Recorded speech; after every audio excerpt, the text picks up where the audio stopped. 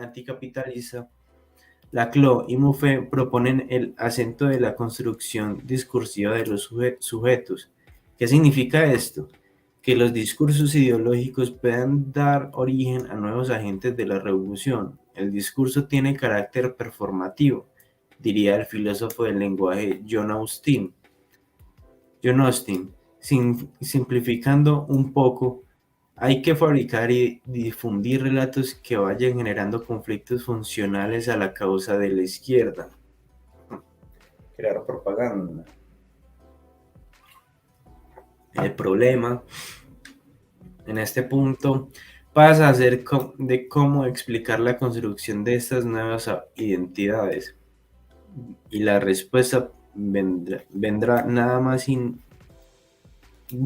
dada una vez más por el concepto de hegemonía, pero a que llaman hegemonía Laclau y Mouffe, para ponerlo en términos más claros posibles, algo no siempre fácil en razón del oscurantismo de esos autores.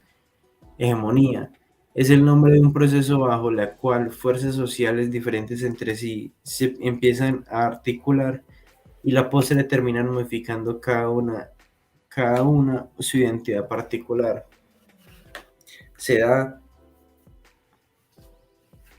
entre ellas un intercambio recíproco que las transforma. El concepto de articulación es clave aquí, pues queda definido para los autores como toda práctica que establece una relación tal entre elementos que la identidad de estos resulta modificada como resultado de esa práctica. En otros términos más prácticos, hay una articulación política cuando dos frentes políticos entablan una alianza que termina por modificar la identidad de ambos. Pero una articulación, para ser hegemónica, debe generarse en el marco de un antagonismo social, esto es, en un espacio dividido por el conflicto. La hegemonía es un proceso a través del cual distintas fuerzas sociales se empiezan a unir para potenciarse en el concepto de conflictos. Pongamos un ejemplo. Para aclarar la idea, un grupo de trabajadores mantiene demandas particulares como, por ejemplo, la necesidad de un aumento salarial. Grupos de mujeres, por otra parte, construyen demandas de proyectos para el sexo femenino frente a los casos de violencia contra la mujer.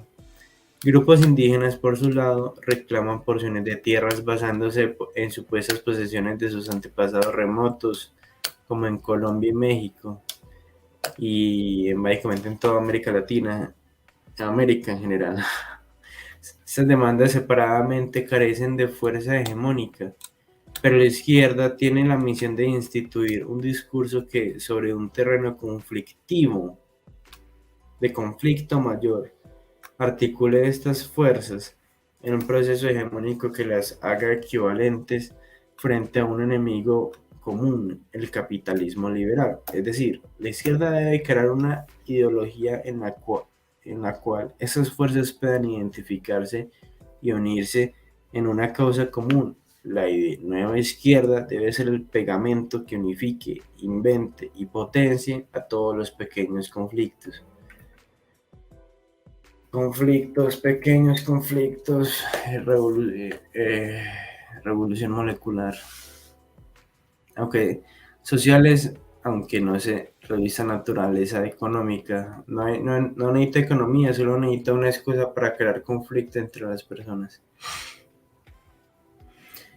De tal suerte que la hegemonía se logra cuando una fuerza política determina el complejo de significados y palabras, y por añadir moldea la forma de pensar, por los cuales ha de conducirse quienes se encuentran bajo su dirección, como Panco asevera en su diálogo como Alicia en su célebre novela Alicia en el País de las Maravillas de Lewis Carroll. Cuando yo uso una palabra, insistió Sancho Panco, con un tono de voz más bien desdeñoso, quiere decir que yo quiero que diga, ni más ni menos. La cuestión, insistió Alicia, es que se puede hacer que las palabras signifiquen tantas cosas diferentes. La cuestión, Sancho Panco, es saber quién es el que manda. Eso es todo. La hegemonía, según la teoría de Laclau y Mouffe, tiene sentido a partir de un momento histórico bien concreto, el de la Revolución Democrática. En efecto, dicha revolución, concretamente la francesa, habría instaurado un discurso igualitario que, al suplantar la doctrina teológico-política que aquella que declaraba que el poder emana del seno del pueblo legítimo de una serie de subordinaciones, transformándolas en opresión, ampliando en su constante desarrollo la sede de los antagónicos sociales. Así es que la revolución democrática es, para estos autores, el terreno de una constante e ininterrumpida emergencia de antagonismos que, en tiempo de precedentes, estaban contenidos por otro tipo de discurso social. Naturalmente, la estrategia de estos autores le propone al socialismo, lejos de tener por objetivo inmediato la destrucción de la democracia burguesa, al modo de marxismo clásico, tiene su eje en el hecho de entender la democracia como el terreno sobre el cual el proyecto socialista puede y debe desenvolverse, aprovechando y fomentando la multiplicidad de puntos de antagonismo que bajo aquella es posible hacer emerger. De lo que se trata de abordar la democracia liberal, radicalizar su componente igualitario a tal punto que aquella termine siendo diezmada desde su propio seno, que sea barrida por su propia lógica, destruir la democracia desde adentro y no desde afuera. Ese objetivo termina de evidenciarse en su consiguiente libro de la razón populista, populista como Petro, porque Petro es populista y así es como funcionan esas nuevas izquierdas destruyendo las democracias desde adentro. Pero sigamos con la hegemonía de estrategia socialista. Sus autores no solo hacen explícitas las intenciones antedichas, sino que incluso las destacan con discursos tipográficos. La letra cursiva o itálica pertenece a propios autores. Es evidente que no se trata de romper con la ideología liberal democrática, sino al contrario, de profundizar el momento democrático de la misma, al punto de hacer romper el liberalismo de articulación con el individualismo posesivo. La tarea de la izquierda no puede, por tanto, consistir en renegar de la ideología liberal democrática, sino al contrario, en profundizarla y expandir en dirección de una democracia realizada y plural. No es en el abandono del terreno democrático, sino al contrario, en la extensión del campo de las luchas democráticas al conjunto de la sociedad civil y del Estado, donde reside la posibilidad de estrategia hegemónica de izquierda. Digamos al respecto dos cosas. En primer lugar, surge de la propia pluma de la Chloé Mouffe que la radicalización de la democracia no es un fin en sí mismo, sino un medio para alcanzar otro fin, la destrucción del individualismo posesivo típicamente liberal, es decir, la destrucción de la noción de los derechos individuales y de la propiedad privada. En segundo lugar, así como las dictaduras socialistas del siglo pasado alegaban estar llevando adelante una democracia sustancial frente a la democracia burguesa del mundo capitalismo, en la Cló y Mouffe, esta, esta distinción se mantiene vigente aunque con un nuevo nombre, democracia radical versus democracia liberal. Pero la supuesta democracia radical no es mucho más que el nombre dado a un socialismo que ha incluido en su discurso una serie de demandas que exceden al tradicional terreno de las clases. Y tan es así que los propios autores concluyen su libro de esta forma. Todo proyecto de democracia radicalizada incluye necesariamente, según dijimos, la dimensión socialista, es decir, la abolición de las relaciones capitalistas de producción. Por consiguiente, el descentramiento y la autonomía de los distintos discursos y luchas, la multiplicación de los antagonismos y la construcción de una pluralidad de espacios dentro de los cuales puedan afirmarse y desenvolverse. Son las condiciones sine qua non de posibilidad de los distintos componentes del ideal clásico de socialismo pueden ser alcanzados.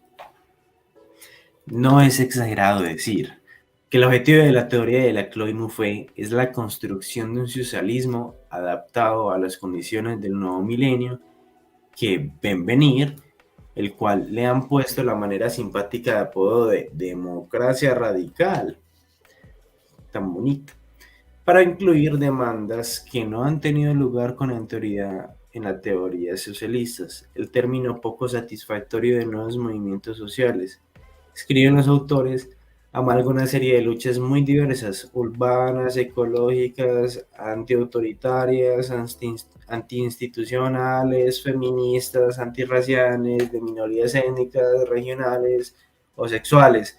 Lo que nos interesa de estos nuevos movimientos sociales no es su arbitraria agrupación en una categoría que los opondría a lo de clase, sino la novedad de los mismos, en tanto que a través de ellos se articulada